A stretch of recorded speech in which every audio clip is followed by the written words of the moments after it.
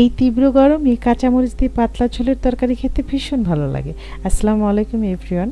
হাতে মেখে রান্না করছি পাবদা মাছের ঝোল।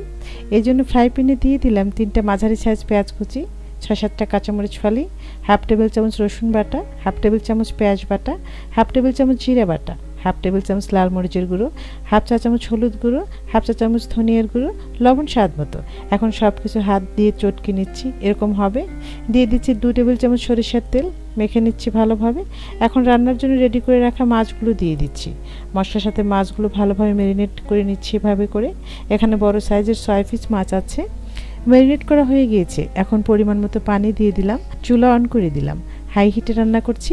তরকারিতে বলক চলে এসেছে। এই রান্নাটা এত সহজে করলাম যে কখনো রান্না করেনি সেও রান্না করতে পারবে। আর খেতে কিন্তু অনেক টেস্ট। হয়ে গেল রান্না, চুলা বন্ধ করে দিলাম। এখন একটা সার্ভিং প্লেটে ঢেলে দিচ্ছি এভাবে করে, খুব সাবধানে, কারণ পাবদা মাছ কিন্তু ভীষণ সফট হয়, ভেঙে যেতে পারে। দেখুন কতটা সুন্দর হয়েছে। আমার এরকম সহজ রেসিপি যদি আপনাদের ভালো লাগে পেজ ফলো করে রাখতে পারেন। যারা এতক্ষণ ধৈর্য নিয়ে সঙ্গে ছিলেন অসংখ্য ধন্যবাদ জানিয়ে বিদায় নিচ্ছি। আল্লাহ হাফিজ।